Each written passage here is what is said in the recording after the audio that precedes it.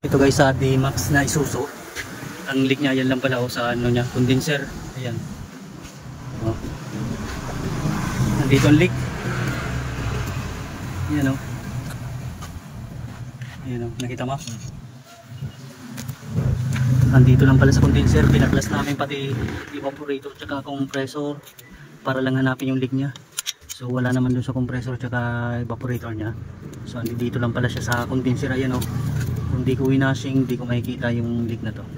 Kasi kanina ko pa siya binabasa din dahil kanina may naglalangis. So di rin maano doon ko ng sabon. So talagang kung di makita na sprayan, di makikita to.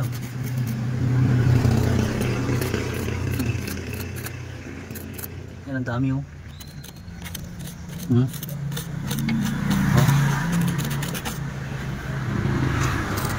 Oh. Marupok muna.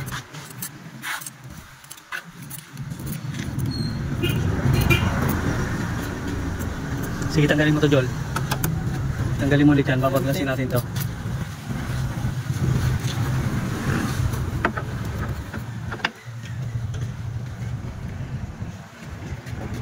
So ayan ang kanyang mga leak.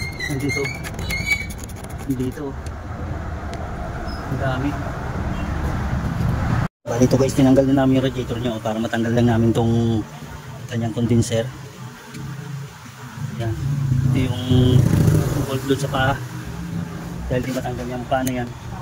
So di namin mahugot palabas yung condenser dahil dito sa paa niya.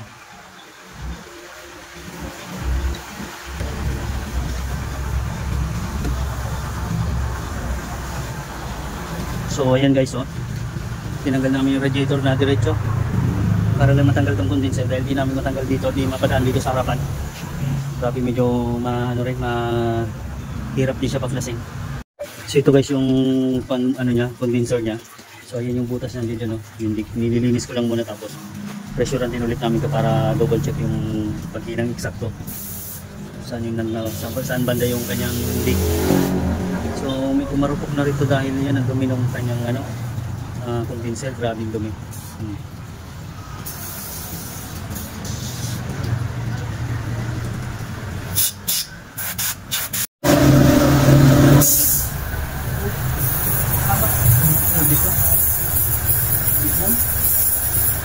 Nipis yan.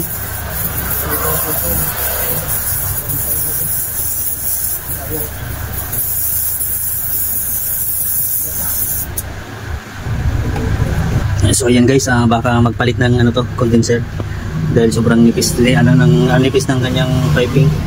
So ang hirap hinangin to dahil aluminum pa. Malamang palit na rin to ng ano. Palit na lang to ng condenser niya.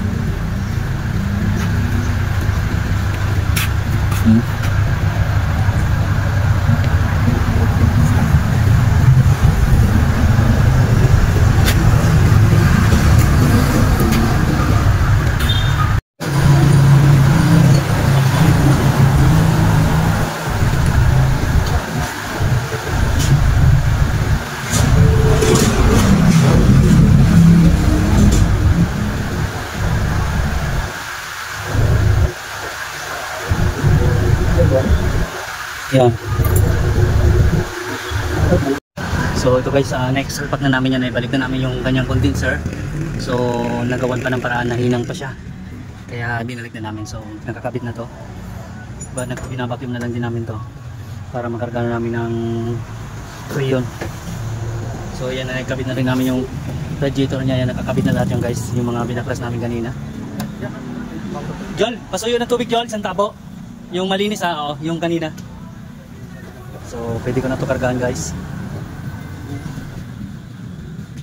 So ito guys, kargahan natin ang freon yan para may start na rin.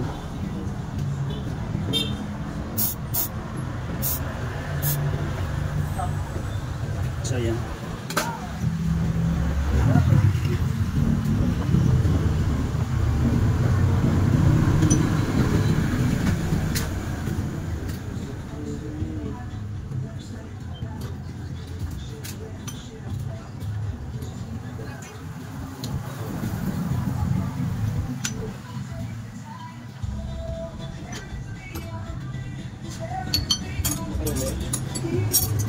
Sige sir, start po.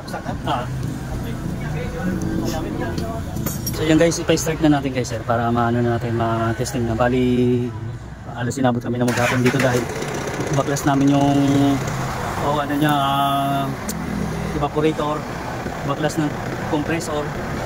So para lang mahanap yung leak kung saan, nandito lang pala sa condenser. So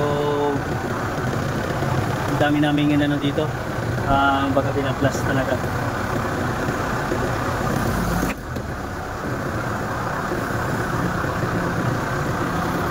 Yan, okay na.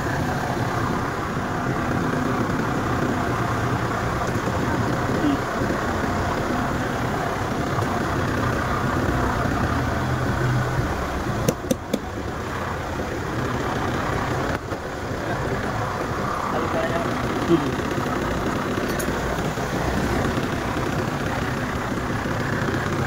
ayan guys, gumagana na yung kanyang compressor.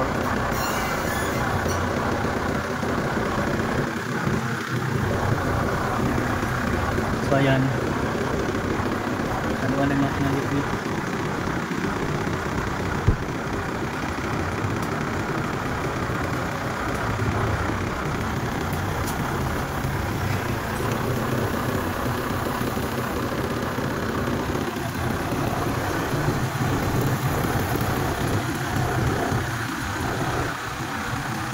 So bali medyo maluwag yung ano nito, kasi binaklas namin yung compressor nito, maluwag nga. So papatay ko muna, higpitan ko lang yung kanyang candle.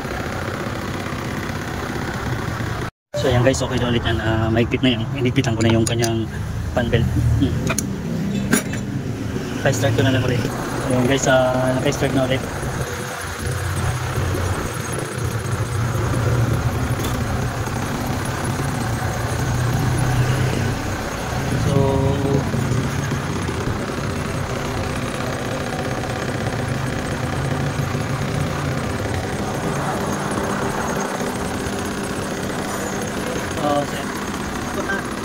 Okay na po yan, mahigpit na po yan.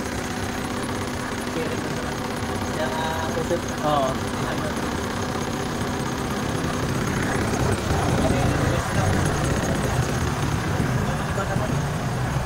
Ito guys, nag-return na yung kanyang moisture ng ano, yung lamig niya. Kung nandito na sa suction niya ng compressor. So bali okay na yung kanyang karga niya.